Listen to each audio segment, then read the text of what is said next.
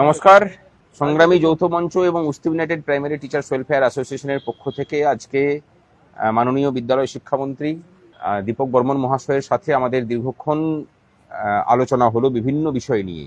দেখছেন special event TV. তার মধ্যে শিক্ষক শিক্ষিকাদের বিভিন্ন সমস্যা, শিক্ষা সংক্রান্ত বিভিন্ন সমস্যা, পরিকাঠামোগত বিভিন্ন সমস্যা, তার সমস্ত কিছুগুলোকে আমরা কভার করেছি। আমি প্রথমে প্রাথমিক শিক্ষার বিষয়টাকে বলি যে প্রাথমিক শিক্ষার পরিকাঠামোগত বিষয় নিয়ে দীর্ঘক্ষণ আমাদের কথা হয়েছে। পরিকাঠামোগত দুর্বল স্কুলগুলোকে চিহ্নিত করে তাদের লিস্ট জমা করার জন্য আমাদেরকে বলেছেন, আমরা বলেছি যে সেটা আমরা করে দেব। দ্বিতীয় হচ্ছে যে বদলি সংক্রান্ত বিষয়। মাননীয় মুখ্যমন্ত্রী বিদ্যালয় শিক্ষা দপ্তরকে বলেছেন যে কোনো প্রাথমিক বিদ্যালয়েই 4 জনের নিচে কোনো শিক্ষক শিক্ষিকা রাখা যাবে না। এমতো পরিস্থিতিতে আমরা বলি যে এই নির্দেশকে উপেক্ষা করে 2 জন শিক্ষককে রেখে পরে বাকিদেরকে তুলে নেওয়ার কাজ কিন্তু শিক্ষা দপ্তর করছে। তাহলে নির্দেশ দিন। উনি আমাদের বৈঠক চলাকালীনই উনি আধিকারিকদেরকে নির্দেশ দিয়েছেন যে আমরা তো বলেছিলাম যে মিনিমাম 3 জন শিক্ষককে রাখতেই হবে, তার নিচে কোনো বিদ্যালয়ে 3 জনের নিচে শিক্ষক যেন না হয় প্রাথমিক বিদ্যালয়ে, সেটা দেখতে হবে। আজ আমাদের এই ট্রান্সফার সংক্রান্ত বিষয় নিয়ে আমাদের সংগঠনের পক্ষ থেকে আলাদা এসওপি আমরা জমা করেছি, তার বিশদ তথ্য আপনাদের কাছে তুলে দেব। আমরা কথা বলেছি নোশনাল নিয়ে, নোশনালের বিষয়ে বিশদ কথা হয়েছে। উনি বলেছেন যে মাননীয় মুখ্যমন্ত্রীর সাথে ওই নিয়ে কথা বলতে, আর কেসটাকে দ্রুত মানে মুখ্যমন্ত্রীর সাথে কথা বলে এই সমস্যা সমাধানের জন্য উনিও উদ্যোগ নেবেন এবং আমাদেরকেও ব্যবস্থা গ্রহণের নির্দেশ দিয়েছেন। আমরা সেই মোতাবেক কাজ করব। আমরা সিলেবাস কমিটিতে প্রাথমিক শিক্ষকদের না থাকা নিয়ে কথা বলেছি, সেই নিয়ে কথা হয়েছে যে প্রাথমিক শিক্ষকদেরকে সেখানে নিয়োগ দেওয়া হবে। কথা হয়েছে যে যাতে করে দূরবর্তী জেলায় যারা পোস্টিং আছেন বা নিজের জেলাতেই যারা বহু দূরে যারা পোস্টিং আছেন, এরকম 2010 সালে শিক্ষক শিক্ষিকারা আছেন, 2014 সালে নিয়োগপ্রাপ্ত শিক্ষক শিক্ষিকারা আছেন, 2017, 21, 24, তাদের সবাইকে নিজের জেলায় ফিরিয়ে নিয়ে আসার কাজ শিক্ষা দপ্তর করবে। আমরা একটা সুনির্দিষ্ট প্রস্তাব দিয়েছি, তারা সেই প্রস্তাবে সম্মত হয়েছেন। ভবিষ্যতে সেই প্রস্তাব অনুযায়ী কাজ হবে এবং নতুন নিয়োগের পূর্বে তাদের সকলকেই নিজের জেলাতে যাতে ফিরিয়ে নিয়ে আসা যায় তার জন্য আমরা অনুরোধ করেছি। তিনি কথা দিয়েছেন যে তাদের সবাইকে নিজের জেলাতে ফিরিয়ে নিয়ে আসা হবে।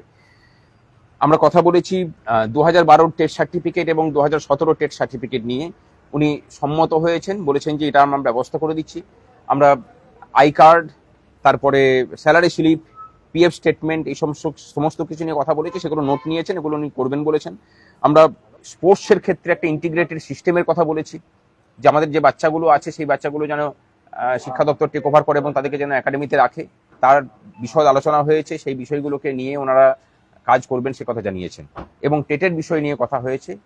টেটের বিষয়ে আমরা সুনির্দিষ্ট প্রস্তাব দিয়েছি। আমাদের প্রস্তাব হলো যে 2010-এর পূর্বে প্রত্যেকটা রাজ্যে বা আমাদের রাজ্যে প্রত্যেকটা ব্যাচের নিয়োগের সময় যে যে পরীক্ষাগুলোকে নেওয়া হয়েছিল, সেটা প্রায় প্রত্যেকটা ক্ষেত্রে 100 নম্বরের পরীক্ষা হয়েছিল একাডেমিক্স এবং লিখিত পরীক্ষা নিয়ে।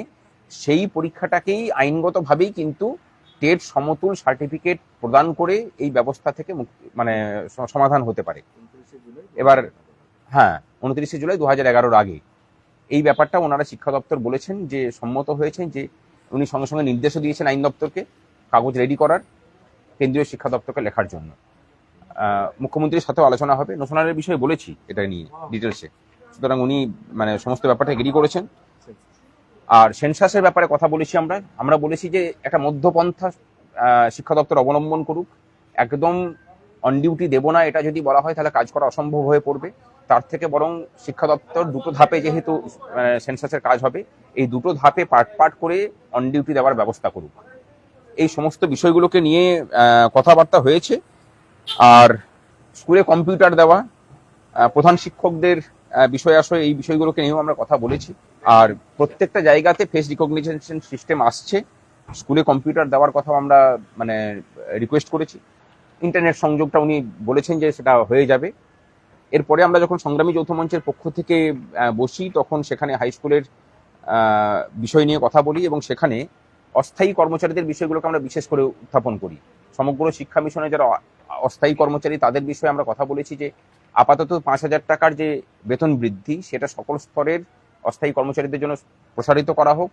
তাদেরকে পিএফ এর মধ্যে নিয়ে আসা, তাদেরকে অবসরকালীন সুবিধা প্রদান করা, সেগুলোকে যেমন করতে হবে।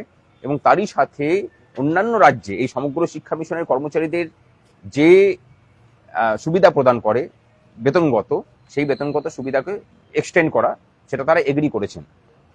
এবং আরেকটা বিষয় আমরা বলেছি, আইসিটি কম্পিউটার এদের ষষ্ঠ এবং সপ্তম ব্যাচকে ইয়ে করার মতো তারা বলেছেন আমরা প্রস্তাব পাঠিয়েছি। এনএসকিউএফটাকে স্কুল শিক্ষার মধ্যে নিয়ে আসার বলেছেন যে প্রাথমিক আলোচনা হয়েছে, আমাদেরকে অনুরোধ করেছেন যে উচ্চ শিক্ষামন্ত্রীর সাথে কথা বলতে, আমরা সেটা নিয়ে বলবো। আর স্বাস্থ্যসাথী প্রকল্প বন্ধ হয়েছে, তার পরিবর্তে অস্থায়ী এবং চুক্তিভিত্তিক কর্মচারী, প্যারা টিচার সহ সকলকেই যাতে মুখ্যমন্ত্রী স্বাস্থ্য বীমা যোজনার মধ্যে আনা যায় তার জন্য আমরা রিকোয়েস্ট করেছি। উনি বলেছেন যে সেই প্রস্তাব আমরা মুখ্যমন্ত্রীর কাছে পাঠাবেন। আর 2016 নিয়ে কথা হয়েছে, এটাকে নিয়ে আমাদেরকেও বিশেষ দায়িত্ব একটা দিয়েছেন, আমরা মুখ্যমন্ত্রীর সাথে কথা বলবো এটাকে নিয়ে, আর সেটা সমাধান করার চেষ্টা হবে। উনিও এগ্রি করেছেন যে 2016 সালের যারা যোগ্য তাদের ফিরে আসা প্রয়োজন, তার রাস্তা নির্ধারিত হোক, সেটা উনি বলেছেন। আমরা কাজ করছি, খুব সদর্থক আলোচনা হয়েছে এবং দীর্ঘদিন পরে কোনো শিক্ষামন্ত্রীর সাথে এতক্ষণ ধরে মানে শিক্ষা সংক্রান্ত বিষয় নিয়ে কথাবার্তা হলো। আমরা আশাবাদী যে ভবিষ্যতেও এই ধারাবাহিকতা থাকবে, উনি বলেছেন সেটা। এবং আমাদের যা কিছু প্রস্তাব উনি নিজে সমস্ত ফাইলগুলোকে যত্ন করে নিয়েছেন এবং রেখেছেন এবং বলেছেন যে এর ভিত্তিতে আমরা কাজ করি, আগে কিছু কাজ হোক তারপরে বাকি কাজগুলো করব। আর হাই স্কুল এবং প্রাইমারি স্কুলের পরিকাঠামোগত যেসব ইস্যুগুলো আছে সেগুলো বলেছেন যে 5 বছরের মধ্যে পরিকাঠামোগত কোনো ইস্যু আশা করছি থাকবে না। আর লো এনরোলমেন্ট যেসব স্কুলে আছে সেই সব স্কুলের শিক্ষক শিক্ষিকাদেরকে অনুরোধ করেছেন যাতে ছাত্রছাত্রী বাড়ানো যায়, তার জন্য তাদেরকে উদ্যোগ নেওয়ার। মানে আমরা এটা কিন্তু সত্যি কথাই যে আমরা যদি সকলেই উদ্যোগ নিই যে ছাত্রছাত্রীদেরকে মানে বাড়াবো, সংখ্যা বাড়াবো, তাহলে কিন্তু ন্যাশনালাইজেশনের যে সমস্যা সেই সমস্যার মানে উদ্ভবই হবে না। আর মিনিমাম 3 টিচার বা 4 টিচার যেটা মাননীয় মুখ্যমন্ত্রী বলেছেন, সেটা হলে তো রেশনালাইজেশনের কোনো সমস্যা আপাতত আমি দেখছিও না। আপাতত 3 টিচারকে ধরে এগোলে পরেও রেশনালাইজেশনের সমস্যা অনেকটা সমাধান হবে।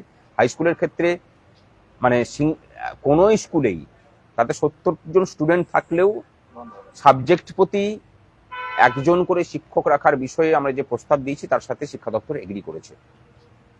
এর যদি অন্যথা কোথাও হয়ে থাকে, উনি বলেছেন যে তা আমাদেরকে তার তথ্য দিতে, সেই মোতাবেক উনি ব্যবস্থা নেবেন। আর আমরা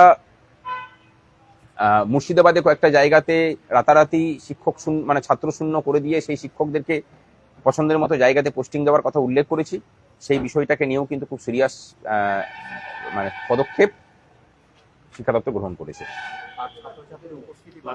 ছাত্রছাত্রীর উপস্থিতি বাধ্যতামূলক, আর ক্লাস 3 ছাত্রছাত্রীদের যে অডিট, সেই অডিটের বিষয়েও মানে উনি আজকে পরিষ্কার করে বলেছেন সমস্ত বিষয়টা। এটা প্রস্তাবটা খারাপ আমাদের মনে হয়নি।